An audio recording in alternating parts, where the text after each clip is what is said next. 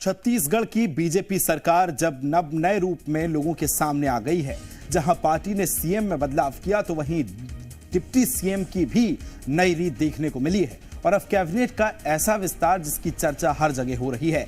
Sai cabinet में नए चेहरों को मौका दिया गया है और अब इन्हीं नए चेहरों पर 24 का दारोमदार भी है। और तो और आने वाले समय में भी नई पीढ़ी को मौका देने का संदेश दिया गया है। कुल मिलाकर यह कहना गलत नहीं होगा कि छत्तीसगढ़ में अब एक नई बीजेपी का आगाज हुआ है और यह नई बीजेपी विकास की नई इबारत लिखने जा रही है। पहले रिपोर्ट देखिए।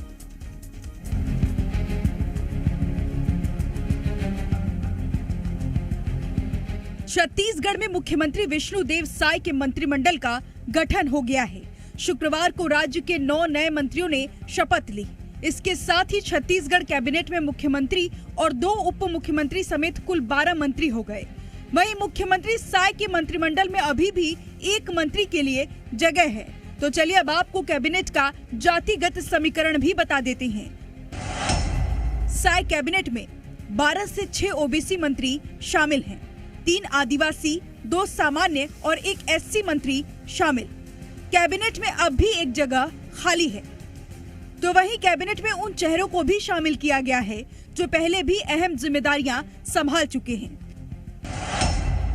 इन चेहरों में बृजमोहन अग्रवाल, राम विचार नेताम, केदार कश्यप, दयाल दास बघेल का नाम शामिल है। तो चलिए अब आपको उन चेहरों के बारे में भी बताते हैं जो पहली बार मंत्री बने और सरकार ने उन पर पहली बार भरोसा जताया। श्याम बिहारी जायसवाल, लखनलाल देवांगन, ओपी चौधरी, लक्ष्मी राजवाड़े, टंकराम वर्मा। पार्टी ने विधानसभा चुनाव में अपने तमाम दिग्गजों को उतारा, लेकिन जब मंत्रिमंडल चुनने की बारी आई तो बीजेपी ने नए चेहरों पर दांव लगाया। 12 में से 8 नए चेहरे हैं। सबसे दिलचस्प बात यह है कि जितने पुराने दावेदार थे सबको दरकिनार कर दिया गया। दरअसल भारतीय जनता पार्टी की नजर भविष्य को लेकर है। वो अपनी दूसरी लाइन छत्तीसगढ़ में तैयार करना चाहती है और इसी के मद्देनजर विष्णुदेव साय मंत्रिमंडल में नए चेहरों को बड़ी संख्या में जगह मिली है।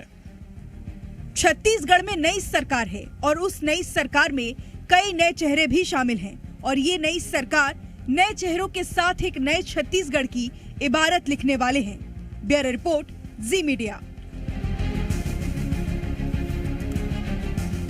तो चलिए अब आपको उन चेहरों के बारे में बताते हैं जो पहली बार मंत्री बने और सरकार ने उन पर पहली बार भरोसा जताया है। सबसे पहले नाम आता है श्याम बिहारी जायसवाल। पहली बार मंत्री बने हैं श्याम बिहारी। ओबीसी वर्ग से आते हैं, किसान मोर्चा के अध्यक्ष भी रह चुके हैं। श्याम बिहारी कोरबा जिला संगठन प्रभारी की जिम्मेदारी भी उन्होंने निभाई है। अब दूसरा नाम आता है लखनलाल देवांगन। दूसरी बार विधायक बने लखनलाल देवांगन। पहली बार लखनलाल बन चुके हैं। आपको बता दें कि ओबीसी वर्ग से आते हैं लखनलाल और साथ ही छत्तीसगढ़ बीजेपी के उपाध्यक्ष भी वो रह चुके हैं। ओपी चौधरी इस क्रम में तीसरा नाम है। पहली बार विधायक बने पूर्व आईएएस ओपी चौधरी रायपुर और दंतेवाड़ा के कलेक्टर रह चुके हैं। 2018 में पहली बार खरसिया सीट से चुनाव लड़ा था। पार्टी ने जिताया, भरोसा जताया और पहली बार उनको मंत्री बनाया है। लक्ष्मी राजवाड़े पहली बार विधायक बनी है। लक्ष्मी राजवाड़े साय कैबिनेट के एकमात्र महिला मंत्री हैं। लक्ष्मी 10 साल पहले बीजेपी में शामिल हुई थी। लक्ष्मी महिला मोर्चा की जिला अध्यक्ष की जिम्मेदारी भी संभाल चुकी हैं। टंकराम वर्मा इसी क्रम में अगला नाम है। पहली बार विधायक बने। विधायक साय कैबिनेट में टंकराम को जगह मिली और लंबे समय तक पार्टी के हित में इन्होंने काम किया है। जिला पंचायत उपाध्यक्ष भी ये रह चुके हैं। तो किस तरह से लगातार नए रत्न जो मिल रहे हैं और एक तरफ बीजेपी को नए चेहरों को कैबिनेट में जहां उसने शामिल किया तो वहीं दूसरी ओर पूर्व मुख्यमंत्री भूपेश बघेल ने कई तरह के सवाल खड़े कर दिए हैं। लगातार सवाल भी उठ रहे हैं, लेकिन 9 आज विधायकों ने किस तरह से मंत्री पद की शपथ भी ले ली है। एक तरफ बीजेपी के नए चेहरों को कैबिनेट में शामिल किया गया तो वहीं दूसरी ओर पूर्व मुख्यमंत्री भूपेश बघेल ने कई तरह के सवाल खड़े कर दिए हैं। इसमें रेणुका सिंह जी की लोकसभा से विधानसभा लड़ाए, उसको भी कुछ नहीं मिला। फिर गोमती साय को भी सांसद से आपने विधानसभा लड़ाया, उसको भी कुछ नहीं मिला। फिर आप देखेंगे कि अमर अग्रवाल, धर्मलाल कौशिक, धर्मजीत सिंह, फिर उसके बाद आ जाइए राजेश मुणत, फिर अजय चंद्राकर, फिर विक्रम उसेंडी, तमाम सीनियर लीडर है उसको दरकिनार कर दिया गया।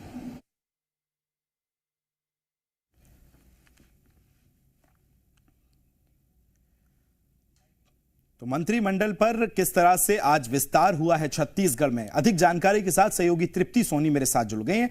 तृप्ति, आज विष्णुदेव सरकार की अगर बात की जाए तो 9 रत्न आज मंत्री के रूप में मिल चुके हैं, क्या चुनौती रहेगी? और ये नए, सबसे पहले तो यही सवाल कि 9 चेहरों को डिसाइड किन मापदंडों के हिसाब से किया गया है? देखिए, मापदंड पर जहां तक चर्चा की जाए विकास, तो हमने देखा है कि सरगुजा से 3 मंत्री और 1 मुख्यमंत्री, यानी कि 4 तो सरकार के चेहरे सरगुजा संभाग से ही है। इसलिए ये बेहतर तरीके से समझा जा सकता है क्योंकि सरगुजा की 14 सीटें इस बार जनता ने बीजेपी को दी है। तो जाहिर तौर पर जैसा कि कांग्रेस की सरकार के समय भी 14 सीटें गई थी, लेकिन कहा जा रहा था कि सरगुजा के साथ भेदभाव हुआ, सरगुजा को उतनी तवज्जो नहीं दी गई, तो बीजेपी ने बिल्कुल रिस्क नहीं लिया और सरगुजा की जनता ने जो फैसला दिया था उसका सम्मान इसे कहा जा सकता है कि 4 चेहरों को मंत्रिमंडल में जगह दी गई, यानी कि मुख्यमंत्री, एक मुखिया सरकार का और बाकी के 3 मंत्री, जिसमें एक महिला मंत्री भी सरगुजा से ही आती है, लक्ष्मी राजवाड़े। अमूमन देखा जाता है कि यहाँ महिला मंत्री को महिला बाल विकास विभाग की जिम्मेदारी दी जाती है, तो माना जाए कि एक विभाग तो तय है कि लक्ष्मी राजवाड़े को मिलेगा। दूसरी तरफ बात की जाए जहां तक श्याम बिहारी जायसवाल की, तो किसान नेता के रूप में जाने जाते रहे हैं, मनिंद्रगढ़ से विधायक है। श्याम बिहारी जायसवाल पहले भी विधायक रह चुके हैं, दूसरी बार जीते हैं, एक बार चुनाव हार चुके हैं, दूसरी बार जीते हैं, तो उनको भी कैबिनेट में जगह दी गई है। तीसरी तरफ बात की जाए रामविचार नेताम की, तो दिग्गज नेता हैं, अविभाजित मध्य प्रदेश के समय से वो छत्तीसगढ़ की राजनीति का एक बड़ा चेहरा रहे हैं, बड़े आदिवासी चेहरा है, तो आदिवासी चेहरे के रूप में रामविचार नेताम को भी जगह दी गई है। प्रोटेम स्पीकर जब बनाया गया था तो ये माना जा रहा था कि मंत्री शायद बनेंगे, लेकिन रामविचार नेताम को तवज्जो दी गई और वो बने, यहाँ से सरगुजा से मंत्री बने हैं, जो पूर्व में गृह मंत्री का भी प्रभार संभाल चुके हैं 2003 में। अब बाकी मैदानी इलाकों के समीकरण के समझने की कोशिश भी करेंगे तो दुर्ग संभाग से एक एससी मंत्री दिया है बीजेपी ने, दयाल दास बघेल जो पूर्व मंत्री रह चुके हैं। रायपुर संभाग से एक दिग्गज नेता, वरिष्ठ नेता, सबसे ज्यादा वोट से जीते विधायक ब्रजमोहन अग्रवाल को मंत्री बनाया गया है। बस्तर से केदार कश्यप को मंत्री बनाया गया है।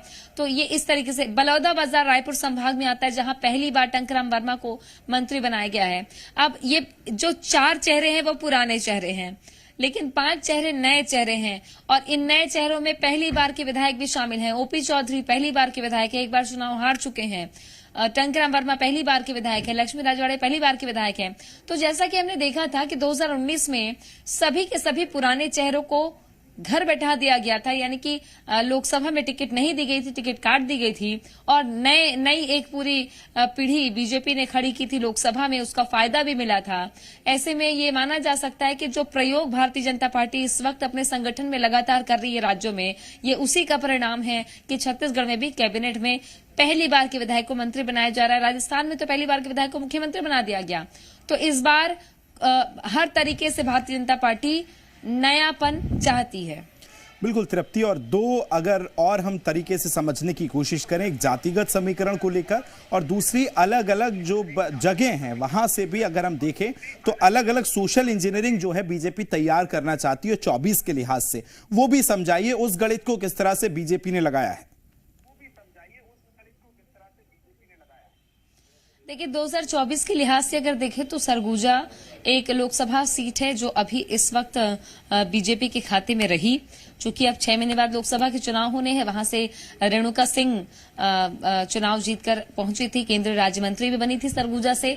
तो सरगुजा संभाग एक बहुत बड़ा संभाग है जहां एक सीट आती है। दूसरी तरफ रायगढ़ भी है, तो रायगढ़ और बिलासपुर ये 3 लोकसभा की सीटें जो उत्तर छत्तीसगढ़ में आती है। यहां से अगर आप कुल जमा देखें तो मंत्रियों की संख्या आप देख लीजिए, बिलासपुर संभाग से ओपी चौधरी और अरुण साव, डिप्टी सीएम अरुण साव बने हैं, ओपी चौधरी मंत्री बने हैं, 2 हो गए।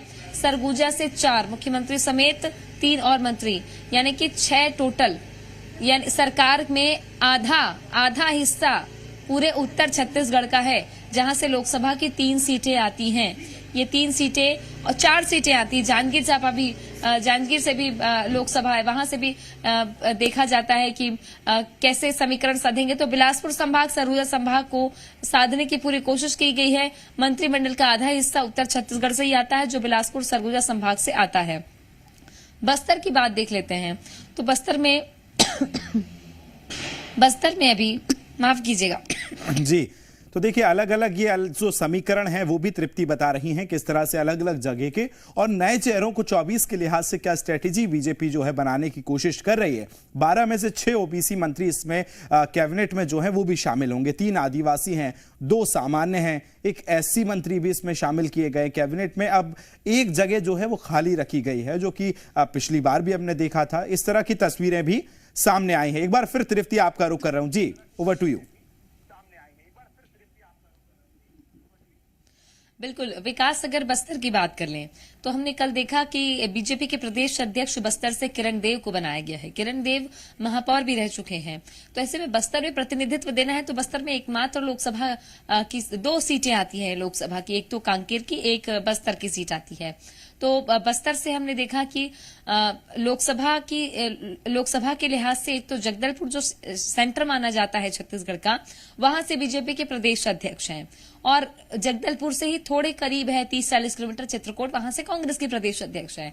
तो इस बार बस्तर फोकस किया गया है ज्यादातर, क्योंकि बस्तर एकमात्र वो लोकसभा है जो बीजेपी का अजय गढ़ रही थी, जिसे 2019 में दीपक बैज ने तोड़ दिया था। हालांकि दीपक बैज अभी चुनाव हार गए, तो ऐसे में 2024 के लिहाज से देखें तो किरण सिंह देव युवा नेता है जिन्होंने संगठन में बड़ी जिम्मेदारी निभाई है, उनको प्रदेश अध्यक्ष का नेतृत्व दिया तो 2 सीटें पाले में करने की बात सामने आती है। केदार कश्यप को भी नेतृत्व दिया है। केदार कश्यप नारायणपुर से विधायक है, पहले भी मंत्री रह चुके हैं। तो ये संतुलन जो साधा है कि एक मंत्री और प्रदेश अध्यक्ष बस्तर का, तो शायद वहां पे कार्यकर्ता भी खुश होंगे, जनता भी थोड़ी सी समझेगी कि वहां तवज्जो दी गई है। अमूमन बीजेपी की सरकार में बस्तर से 2 मंत्री हुआ करते थे, लेकिन इस बार एक ही मंत्री रहे। अब आ जाते हैं दुर्ग पर। दुर्ग संभाग की बात कर लें अगर, तो दुर्ग संभाग में लोकसभा की सीट है। दुर्ग संभाग जहां जो अभी विजय बघेल वहां से सांसद हैं, चुनाव हार गए पाटन से, लेकिन दुर्ग संभाग को साधने की रणनीति इस लिहाज से भी क्योंकि इस बार कांग्रेस बेहद कमजोर हो गई है। दुर्ग संभाग में कांग्रेस के तमाम मंत्री जो दुर्ग से आते थे वो हार चुके हैं चुनाव। ऐसे में कांग्रेस के पास एक बड़ी चुनौती है कि अकेले भूपेश बघेल के दम पर दुर्ग लोकसभा को फतह करना बहुत चुनौती का काम होगा। वो भी तब जब सरकार थी तो दुर्ग नहीं बचा पाए थे लोकसभा, तो अब क्या स्थिति होगी? बिल्कुल, ये देखना बहुत महत्वपूर्ण होगा और तृप्ति किस तरह से आगे समीकरण जो नवाचार बीजेपी ने किए हैं वो किस तरह से आगे उतरेंगे और उसके फायदे किस तरह से 24 में देखने को मिलेंगे, ये देखना अहम होगा। तृप्ति, बहुत शुक्रिया आपका तमाम जानकारी साझा करने के लिए। तो नए प्लान है। अब इंडिया गठबंधन में मौजूदा लोकसभा का आखिरी शीतकालीन सत्र खत्म होने के बाद और 2024 के आम चुनाव में उतरने से पहले जंतर मंतर पर बड़ा शक्ति प्रदर्शन देखने को मिला। विपक्षी सांसदों के निलंबन पर विपक्ष ने देशव्यापी विरोध प्रदर्शन किया। जाहिर है कि आने वाले दिनों में संसद के बाहर भी बीजेपी और पूरा विपक्ष जमकर भिड़ने वाले नजर आएंगे।